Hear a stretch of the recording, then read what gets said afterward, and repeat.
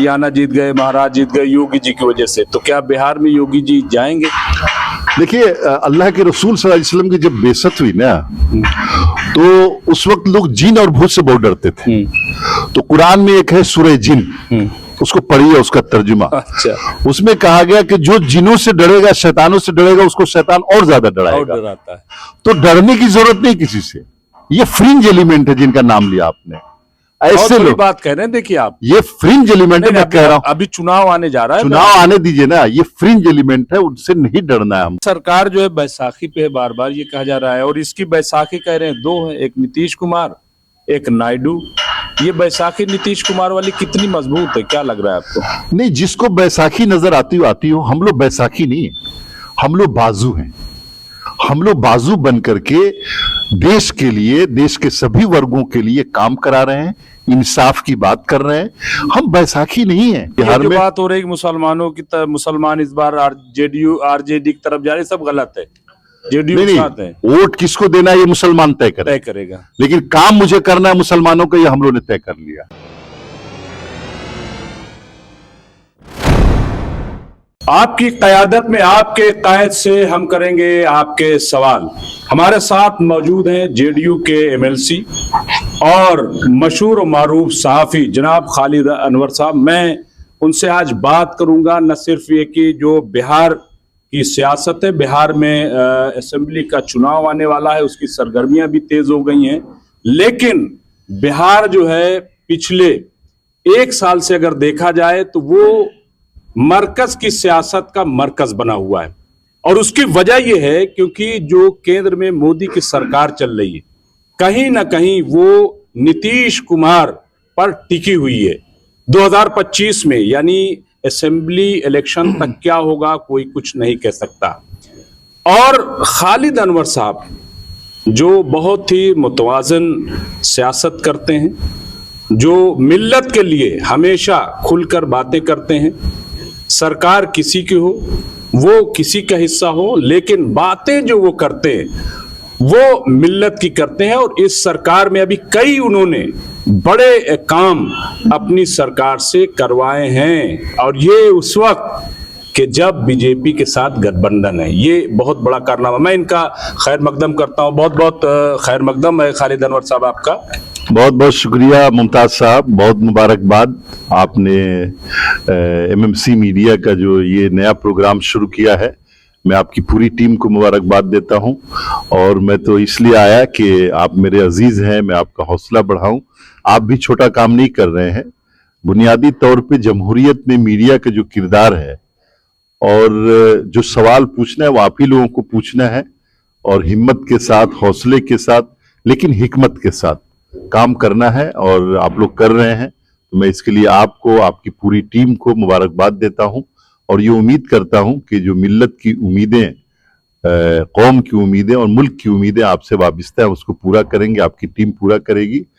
बाकी काम तो सब लोग करते हैं, जो भी कायद है हमारे, सब लोग काम कर ही रहे हैं, अपने अपने अपनी अपनी सतह से काम कर रहे हैं, और अच्छा काम हो रहा है। एक जो नया ट्रेंड शुरू हुआ है पिछले 10 वर्षों से, तकरीबन 10-12 वर्षों से, कि मनफी सियासत करना, किसी कम्युनिटी को सिर्फ डराना, बताना कि अब तुम्हारा वजूद खतरे में है, अब तुम्हारा दीन खतरे में है, अब तुम्हारी शरीयत खतरे में है, तुम्हारी नस्ल खतरे में है, तुम्हारी जबान खतरे में है। मुझे लगता है कि ये बहुत ज्यादा डिप्रेशन में कौमों को ले जाती है। और मुल्क का मुसलमान, मुल्क की अकलियत, चाहे ईसाई हो, सिख हो, ये 3 कम्युनिटीज को तो मुझे लगता है कि पिछले 30-40 वर्षों से लगातार डराया ही जा रहा है। और इससे कौम को कैसे निकाला जाए, इसका मैकेनिज्म बनाइए।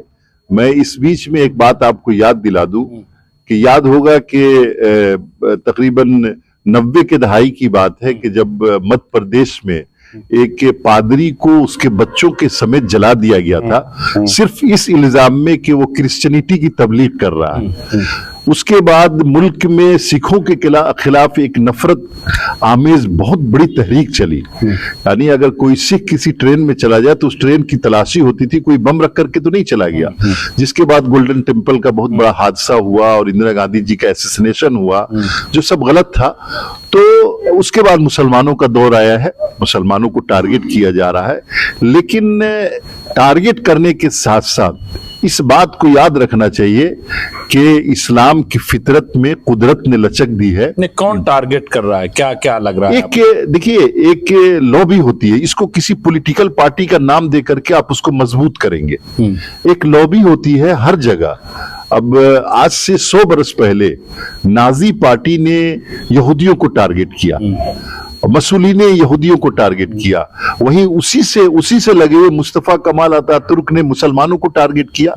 तो सरकार चलाने के लिए किसी न किसी कम्युनिटी को, पार्टियों को टारगेट करना होता है। आप पढ़िएगा तारीख तो आपका अंदाजा होगा कि सद्दाम हुसैन किसको टारगेट कर रहे हैं इराक में, लीबिया में कर्नल मुअम्मर कज़ाफी किसको टारगेट कर रहे हैं, श्रीलंका में महिंद्रा राजपक्षे किसको टारगेट कर रहे हैं, बांग्लादेश में शेख हसीना किसको टारगेट कर रही हैं। तो ये अंदाजा होगा कि हुक्मरान जमात और जो हुकूमत करने वाली लॉबी होती है वो चाहती है कि किसी कम्युनिटी को टारगेट बना करके मैं लेकिन जिन मुल्कों का आपने जिक्र किया उसमें हिंदुस्तान उन तमाम मुल्कों से बहुत आगे है। हिंदुस्तान जो है एक मजबूत जमहूरी मुल्क है और यहाँ उनका मैं समझता हूँ मुआवजना ठीक नहीं है खालिद साहब। और जिस तरह से, क्या आपको नहीं लग रहा है कि पहले मुस्लिम अपीजमेंट वाली पॉलिटिक्स हो रही थी, लेकिन पिछले 10 साल से हिंदू अपीजमेंट की पॉलिटिक्स हो रही? नहीं मुमताज साहब, आपने बात सही कही। हिंदुस्तान बिल्कुल अलग मुल्क है और इसीलिए कामयाब नहीं हो पा रहे हैं, ये लॉबी कामयाब नहीं हो पा रही। वरना जो हाल इराक का हुआ, जो हाल लीबिया का हुआ, जो हाल श्रीलंका का हुआ, जो हाल बांग्लादेश का हुआ, जो हाल हमारे पड़ोस में पाकिस्तान का, वो हाल हो सकता था। लेकिन इन सब के बावजूद हमारा जो समाज है, हिंदुस्तान की जो आप बात करें, हिंदुस्तान की जो बनावट है, उसमें इन चीजों के लिए कोई जगह नहीं है। इसीलिए मैं ये बात कह रहा हूं कि हमें, यानी हमारी कम्युनिटी को, मुसलमानों को, सिखों को, जैनियों को, सबको ये समझना चाहिए कि मुल्क के 90% लोग ये चाहते हैं कि हम भाईचारा के साथ मुल्क को आगे बढ़ाएं। आप सहाफी भी रहे हैं और सहाफत से सियासत का सफर तय किया है। सहाफत में जब थे तब और आप जब सियासत में आए हैं तब, आप कैसे देखते हैं मुल्क को, मुल्क की सियासत को? सहाफत में रहते हुए कैसे देख रहे थे, अब जब खुद सियासत में तब कैसे देख रहे हैं? देखिए, पिछले तकरीबन 22-24 सालों से मैं एक्टिव काम कर रहा हूं, चाहे सहाफत में रहूं चाहे सियासत में रहूं। मैंने चीजों को बहुत तेजी से बदलते हुए देखा है। और एक वक्त था, जो आपने बात कही कि पहले मुस्लिम अपीजमेंट होता था, ऐसा कुछ नहीं था। मुसलमानों को छोड़ दिया गया था कि आपको जो करना हो कीजिए, हम आपको रोकने नहीं जा रहे हैं। नहीं, कहां छोड़ दिया गया था? मैं आपको बता रहा हूं कि मुसलमानों के मामले में अब 1984 में इंदिरा गांधी का एसेसिनेशन हुआ, उसके बाद राजीव गांधी जी आए। एक मुस्लिम पर्सनल बोर्ड में एक अमेंडमेंट लाना था, सुप्रीम कोर्ट ने एक मना कर दिया तलाक के मामले में। राजीव गांधी जी पार्लियामेंट में एक बिल लेकर के आए और वो हम मुसलमानों के दबाव में लेकर के आए। तो इसको लोग समझते हैं कि अपीजमेंट है।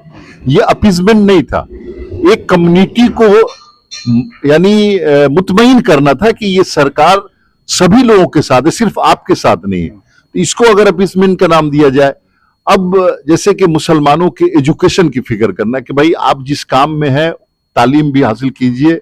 फिरोजाबाद में अगर चूड़ियां बनाई जा रही तो उसका टेक्निकल उसकी तालीम दी जानी चाहिए, ये नहीं किया गया। अगर मुरादाबाद में पीतल का काम हो रहा है, उसको टेक्निकली कैसे मजबूत किया जाए, ये काम इसको उनको छोड़ दिया गया उनकी हालत के ऊपर। आज क्या हो रहा है? आज ये हो रहा है कि एक बड़े वर्ग को समझाने की ये कोशिश हो रही है कि अगर देश पीछे जा रहा है तो मुसलमानों की वजह से जा रहा है, जो गलत है, जबकि ये देश सबकी वजह से आगे बढ़ा है। तो दोनों में फर्क है, दोनों की सोच में फर्क है। उस वक्त आपको छोड़ दिया गया, आपके लिए कुछ नहीं किया गया। आज के दिन आपको टारगेट किया जा रहा है। लेकिन आपको मैं बताऊं कि हमदर्द यूनिवर्सिटी को माइनॉरिटी करेक्टर का दर्जा देकर के डीम्ड यूनिवर्सिटी बनाना था, कांग्रेस पार्टी ने नहीं किया। ये अटल बिहारी वाजपेयी जी की गवर्नमेंट आई, उसने हमदर्द यूनिवर्सिटी को माइनॉरिटी करेक्टर का दर्जा दिया, ये काम किया। किंग अब्दुल्ला आए दौरे पे हिंदुस्तान में। उन्होंने कहा कि भाई अगर आप शरिया बैंकिंग शुरू करते हैं तो इस्लामिक डेवलपमेंट बैंक का हम एक फंड देंगे आपको। मैं प्रणब मुखर्जी, मैं सहाफी था, प्रणब मुखर्जी के पास मैं गया उस वक्त, वो एक्सटर्नल अफेयर्स मिनिस्टर भी थे और फाइनेंस भी उनके पास था। मैंने कहा क्यों नहीं शुरू करते? तो बहुत नाराज हो गए, कैसे ऐसा हो सकता है? नरेंद्र मोदी प्रधानमंत्री बने, पहली मर्तबा सऊदी अरब गए, असाइन करके आ गए, शरिया बैंकिंग शुरू हो गया। आईडीबी ने $200 करोड़ का यानी क्रेडिट लिमिट दे दिया और इस मुल्क में तकरीबन 400-500 करोड़ मुसलमानों के लिए आया।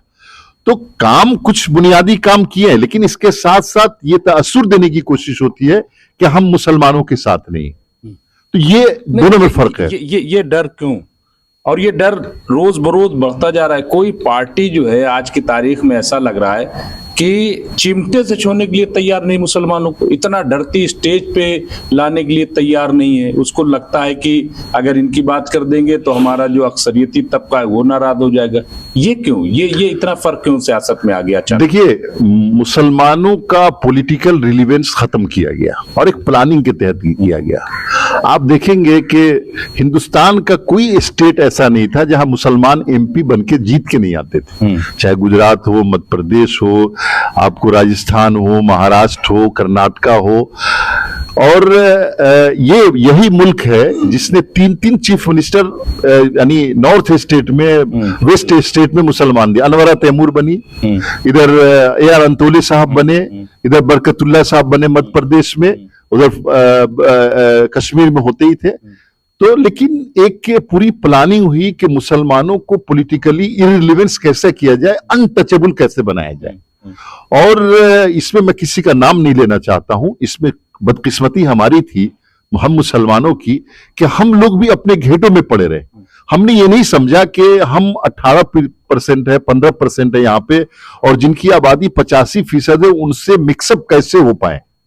हम अपने घेटों में पड़े रहे, अपनी जबान, अपनी तहजीब बचानी थी, हमको बचाते रहे, लेकिन हम समाज से धीरे धीरे कटते रहे और हमारे बारे में इतनी गलतफहमियां फैलाई गई जो हम नहीं थे।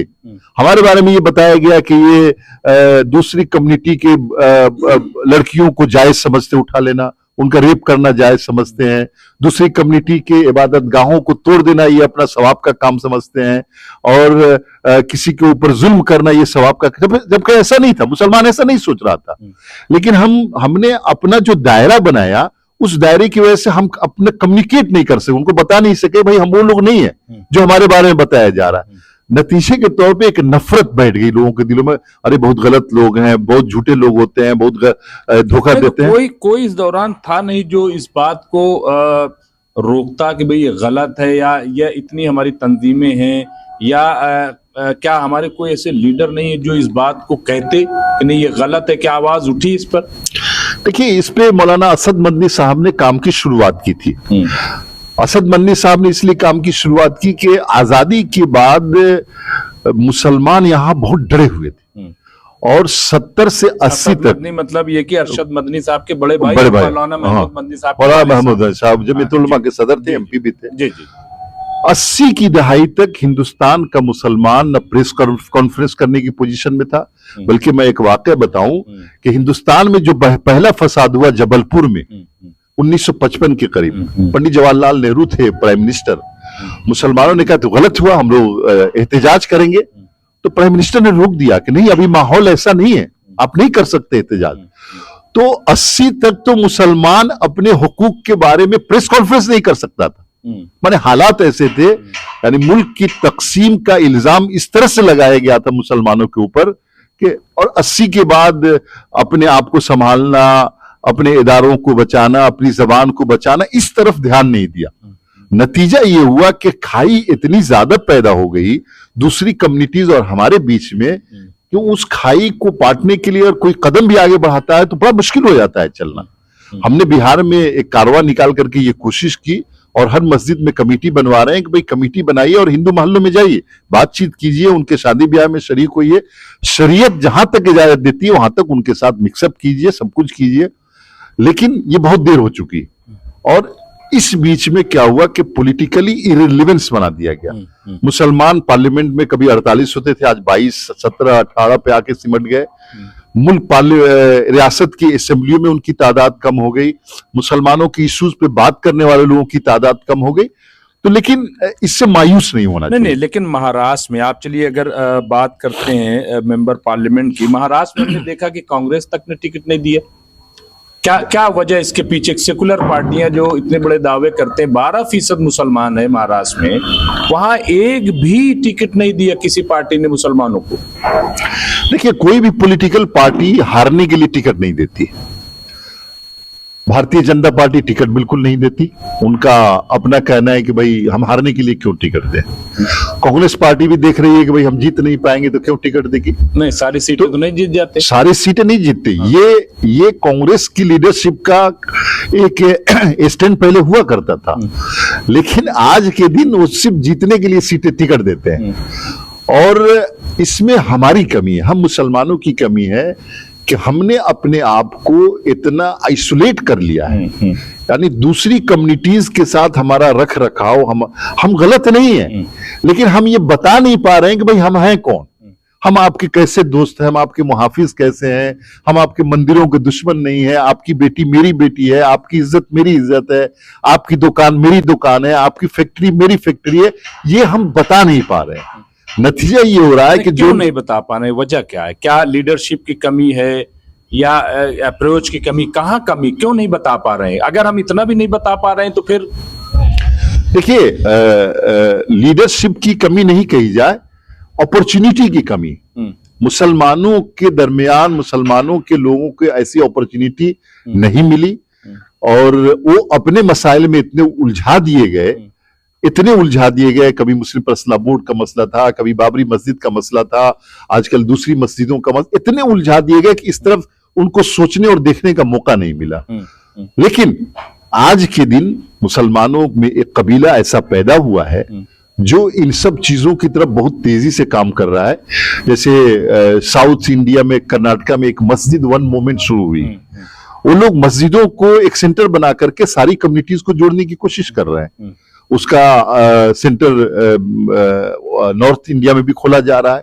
ऐसे ही जमात इस्लामी ने भी एक तहरीक शुरू की है कि दूसरे मजाहिब तक अप्रोच करने का, जमीयत उलमा ने भी शुरू की है और कई तंजीमों ने शुरू की है। मैं जानता हूं इन चीजों को थोड़ा बहुत।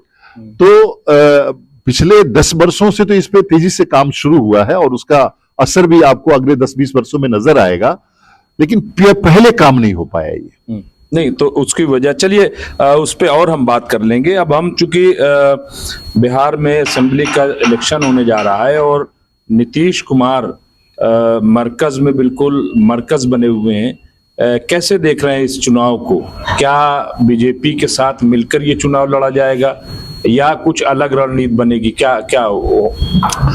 देखिए, किसी के साथ कोई क्यों जाता है? आप एक बात समझिए, आज के दिन सेंट्रल गवर्नमेंट में हमारा अमल दखल है, हमारी पार्टी का अमल दखल है, इसलिए आप समझ रहे हैं कि मरकजी हैसियत। लेकिन सच्ची बात यह है कि नीतीश कुमार जब भाजपा से अलग थे तब भी प्राइम मिनिस्टर ने अपने स्पीच में कहा कि इस मुल्क में कोई समाजवादी लीडर है बचा हुआ, वो नीतीश कुमार है। तो नीतीश कुमार एक आइडियोलॉजी की पॉलिटिक्स करते हैं। उनकी आइडियोलॉजी सेकुलर आइडियोलॉजी है। अगर बीजेपी को उस सेकुलर आइडियोलॉजी से परेशानी नहीं है तो हम क्यों अपना अलायंस चेंज करेंगे? भाई, हमें बिहार को आगे बढ़ाना है, हमें सभी तबकात को आगे लेकर के चलना है, हमें बिहार में भी काम करना है, मुल्क में भी, मुल्क की सतह पे भी काम करना है। तो हम काम करेंगे, उनके साथ काम करेंगे। मुल्क की सतह पर कैसे काम करेंगे? ये मुल्की सतह पे जो तरक्की के काम है, जो इंसाफ के काम है, वो काम करेंगे, कर रहे हैं हम लोग। मुल्क मतलब आपको लग रहा है कि काम हो रहा है? बिल्कुल हो रहा है। आप बताइए कौन सा काम नहीं हो रहा है? नहीं, कोई अगर सेंट्रल गवर्नमेंट की बात करें, आपको क्या लग रहा है कौन सा ऐसा काम हुआ कि जो हम मान लें कि सारी कम्युनिटी के लिए हो रहा है? सेंट्रल गवर्नमेंट की कोई भी स्कीम किसी एक कम्युनिटी के लिए नहीं हो सकती, वो चल ही नहीं सकता।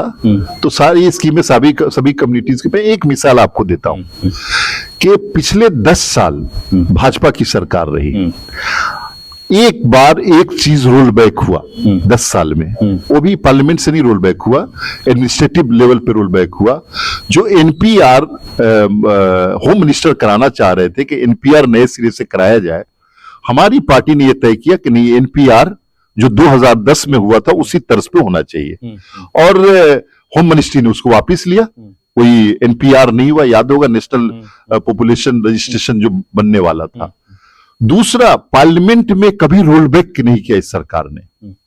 पहली मर्तबा ऐसा हुआ कि वक्फ बिल आया और हम लोगों के कहने पर कि भाई जिस कम्युनिटी के लिए आया उसको एतमाद में नहीं लिया गया, इसको आप पार्लियामेंट्री कमेटी के पास भेजिए, और भेजा गया। इससे पहले कभी नहीं हुआ ऐसा।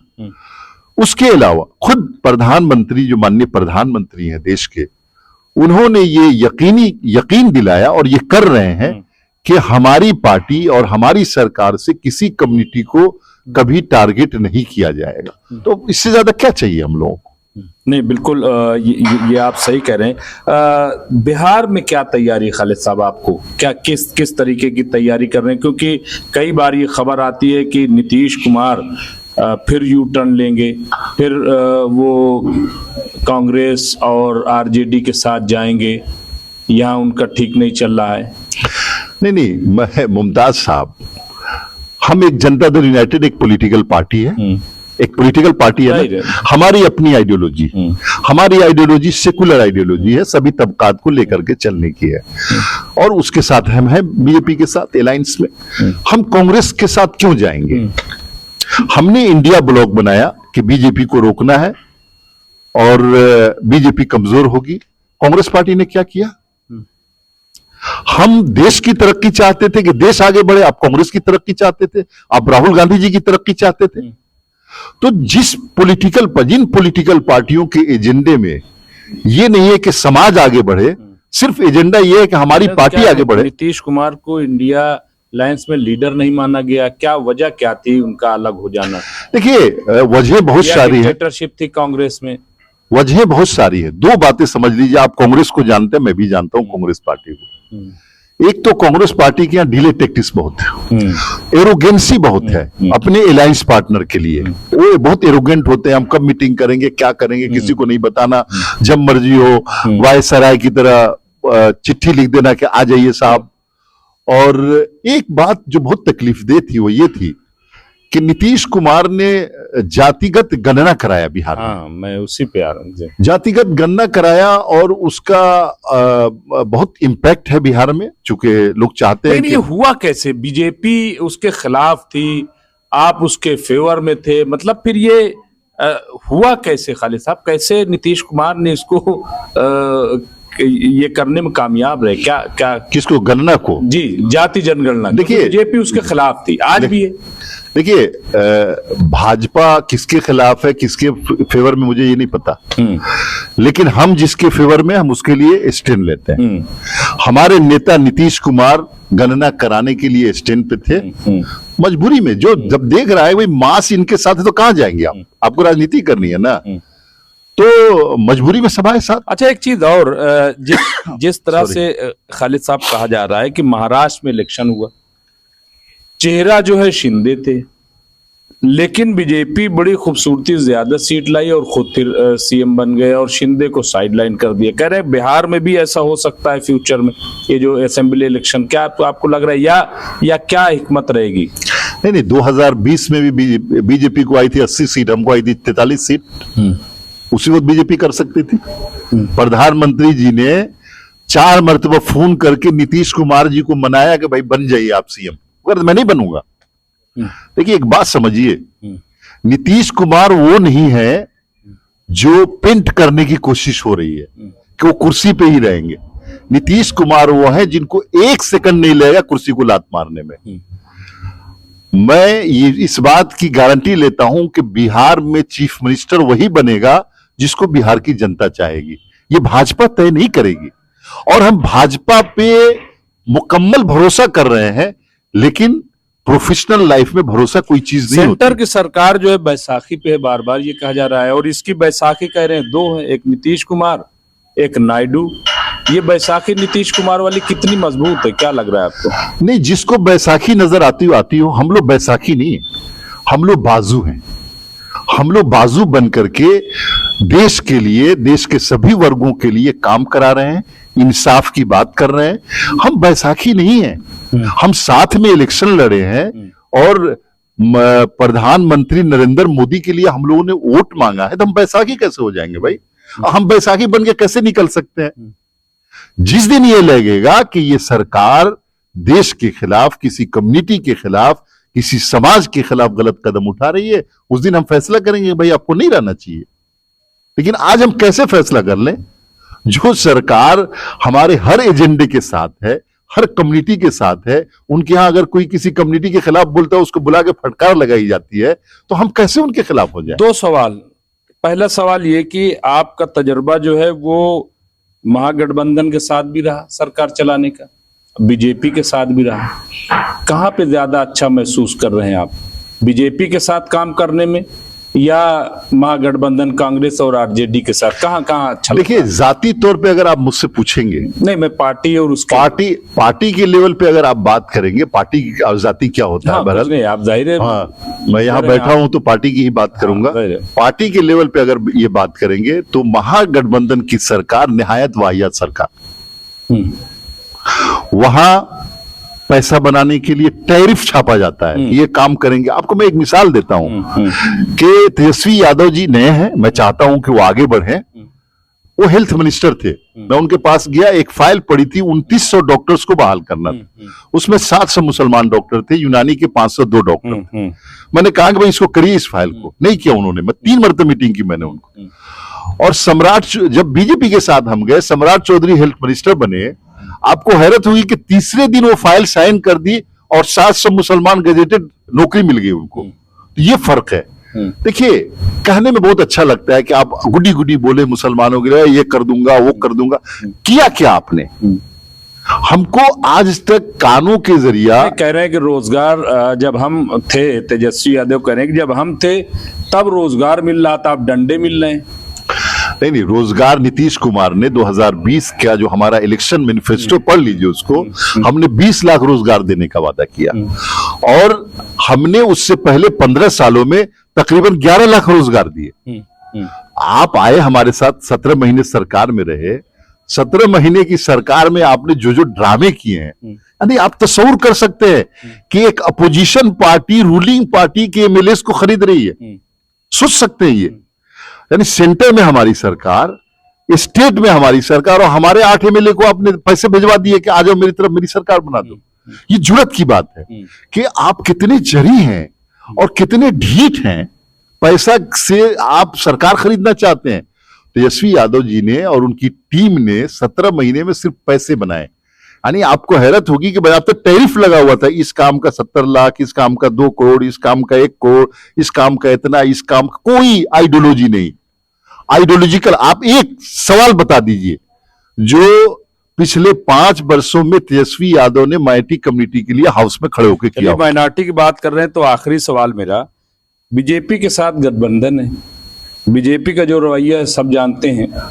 बीजेपी में रहते हुए कैसे आप काम कर पा रहे हैं? और खास तौर से खालिद अनवर के बारे में ये चर्चा है कि वो कहीं ना कहीं खींचतान के जो है माइनॉरिटी के लिए कोई ना कोई स्कीम, कोई ना कोई कुछ ना कुछ वो लेकर के आते हैं, चाहे वो टीचर का मसला हो या उर्दू एकेडमी का मसला हो, या और अभी कई स्कीमें आपने, मतलब कैसे ये करते हैं क्या? देखिए, वही तो मैं कह रहा हूं कि भाजपा के साथ गठबंधन में हम हैं बिहार में और यहां भी है। हमें मुसलमानों के काम करने में कोई परेशानी नहीं आती, कभी कोई परेशानी नहीं आती। बल्कि मुझे तो ये लगता है कि एक कदम आगे बढ़ करके ये लोग काम करते हैं। और उर्दू का काम हो, मुसलमानों का काम हो, मदरसों का काम हो, हज का काम हो, ये सब काम हो, इन कामों में वो दखल नहीं देते। दूसरी बात यह है कि हमारी पार्टी, हमारे नेता नीतीश कुमार, आइडियोलॉजिकल कमिटमेंट है हमारा कि हमारी आइडियोलॉजी ये है, आइडियोलॉजिकल कमिटमेंट ये है कि हम सेकुलरिज्म से समझौता नहीं करेंगे। 3 आइडियोलॉजी है हमारी बहुत बुनियादी। एक तो 3C कहते हैं इसको, एक करप्शन, कम्युनलिज्म और क्राइम। ये 3 चीजों से हम समझौता नहीं करेंगे। हम किसी शहर का नाम नहीं बदलने देते, हम मुसलमानों के खिलाफ कोई बयान देता उसको छोड़ते नहीं है, हम नहीं, ये तो सोच भी नहीं सकते। और हम वो करते हैं जो सभी वर्गों के हक में हो। हम उर्दू के लिए करते हैं, मदरसों के लिए करते हैं, हज के लिए करते हैं, कब्रिस्तानों के लिए करते हैं, वक्फ बोर्ड के लिए सबके लिए करते हैं, और करते हैं डंके की चोट पे करते हैं, किसी की मजाल नहीं रोक देने की। नहीं तो चलिए, एक बहुत और अच्छा सवाल आ गया। अभी दिल्ली में चुनाव हो रहा है, और दिल्ली में चुनाव हो रहा है तो कह रहे हैं कि दिल्ली योगी जी आ रहे हैं और कुछ लोग डर रहे हैं, तो वो, और चूंकि हरियाणा जीत गए, महाराष्ट्र जीत गए योगी जी की वजह से, तो क्या बिहार में योगी जी जाएंगे? देखिए, अल्लाह के रसूल सल्लल्लाहु अलैहि वसल्लम की जब बेइज्जत हुई ना, तो उस वक्त लोग जिन और भूत से बहुत डरते थे। तो कुरान में एक है सूरह जिन, उसको पढ़िए, उसका तर्जुमा। अच्छा। उसमें कहा गया कि जो जिनों से डरेगा, शैतानों से डरेगा, उसको शैतान और ज्यादा डराएगा। और डराता है। तो डरने की जरूरत नहीं किसी से। ये फ्रिंज एलिमेंट है जिनका नाम लिया आपने, ऐसे लोग बात कह रहे हैं। देखिए आप, ये फ्रिंज एलिमेंट है, मैं कह रहा हूं। अभी चुनाव आने जा रहा है, चुनाव आने दीजिए ना, ये फ्रिंज एलिमेंट है, उनसे नहीं डरना है हमको देश के लिए, राष्ट्र के एजेंडे पे, मुसलमानों को अपने लिए, अपने बच्चों के लिए, अपनी नस्ल के लिए काम करना है, वोट देना पे। आप जो है ऐसे लोगों को नहीं आने देंगे? हमारे यहाँ तो ऐसे लोगों के लिए कोई जगह नहीं, माफ कीजिएगा, हम ऐसे लोगों के लिए कोई जगह नहीं रखते हैं। हम जानते हैं कि भाजपा एक पॉलिटिकल पार्टी है जिसका एजेंडा सेट है। वहां कुछ फ्रिंज एलिमेंट है जो मुसलमानों के खिलाफ बयान दे करके, जो मोहन भागवत जी ने अभी कहा कि मुसलमानों के खिलाफ बयान दे के हिंदू लीडर बनना चाहते, रेस मची हुई है कि हम बड़े हिंदू लीडर के तुम बड़े हिंदू लीडर। तो ऐसे रेस के शिकार नेताओं से डरने की जरूरत नहीं है। जब तक नीतीश कुमार है, जब तक जनता दल यूनाइटेड है, न सेंटर में न बिहार में बात हो रही मुसलमानों की तरफ, मुसलमान इस बार जेडीयू आरजेडी की तरफ जा रहे, सब गलत है। जेडीयू है, वोट किसको देना है ये मुसलमान तय करेगा, लेकिन काम मुझे करना है मुसलमानों को, ये हम लोगों ने तय कर लिया। काम करेंगे, बिल्कुल, वोट दे न दे, हम लोग काम कर, पहले भी किया है, आगे भी करेंगे। तो पहले भी रिकॉर्ड नहीं है, बिल्कुल क्लियर है। पहले भी वोट दिया है, आगे भी वोट देंगे हम। पहले भी किया है, अब भी करेंगे, कोई डर नहीं है। ना ना ना ना, डरने क्या जरूरत, इसमें क्यों डरेंगे भाई? एकदम आप अपने चैनल के तवज्जुह से सभी देश के मुसलमानों, अकलियतों, सिखों को ये बताइए कि जिन लोगों से डरते हैं, डरना। खालिद अनवर दिल्ली कब आ रहे हैं? नहीं, खालिद अनवर क्या, खालिद अनवर की रूह तो दिल्ली में है ही। हमारे 12 एमपी, 18 एमपी हैं, 12 राज्यसभा में है, 12 लोकसभा में है, और 4-5 जो है ना राज्यसभा में है, तो है ही ना हम लोग। अब खालिद अनवर ही है ना भाई, हर आदमी खालिद अनवर है, हर आदमी नीतीश कुमार। जब 2 एमएलसी की सीट थी, तो एक में नीतीश कुमार गए, दूसरे में खालिद अनवर, तो पूरे मुल्क में चर्चा हुई कि तो नीतीश कुमार के बहुत करीब है, तो बड़ी उम्मीदें भी हो गई। नहीं, करीब गरीब का क्या मामला होता है। नीतीश कुमार एक अच्छे आदमी है, परिवारवादी नहीं है। वो देखते हैं कि भाई एक मुसलमान काम तो हमारे जैसे बहुत सारे लोग हैं काम करने वाले, उन्होंने देखा कि एक मुसलमान को देंगे तो मुसलमानों का हौसला बढ़ेगा। हमारी क्या हैसियत है, मुसलमान होने की हैसियत से नीतीश कुमार जी चूंकि मुसलमानों से बेइंतहा मोहब्बत करते हैं, प्यार करते हैं, इसलिए उन्होंने। ये भी तो है कि खालिद अनवर मुसलमानों के साथ साथ हिंदुओं में भी पॉपुलर है। नहीं, पॉपुलर कुछ नहीं है। देखिए, ये सब गलतफहमी का शिकार नहीं है, लेकिन इतना जरूर है कि मुसलमानों का हौसला बढ़े और हिंदुओं का तमाम मजाहिब का एहतराम हम मुसलमान करें। ये हमारी शरीयत भी कहती है, हमारा कानून भी कहता है। इस पे जिस दिन से मुसलमानों ने अमल करना शुरू किया, मौलाना अबुल कलाम आजाद के बकौल, फिर से मुसलमान इस मुल्क के लोगों के दिलों पे राज करना शुरू कर देगा। चलिए, बहुत बहुत शुक्रिया खालिद अनवर साहब कि आपने हमसे बातचीत की, हमारे इस प्रोग्राम में तशरीफ लाए। तो ये थे डॉक्टर खालिद अनवर, जो कि जेडीयू के एमएलसी और मशहूर व मारूफ सहाफ़ी लीडर, उनसे हम बात कर रहे थे, और आपने भी हमारा साथ दिया, हमारे साथ बने रहे। तो हम इसी तरह से आपकी क़यादत में, आपके कायद से आपके सवाल पूछते रहेंगे। बहुत बहुत शुक्रिया।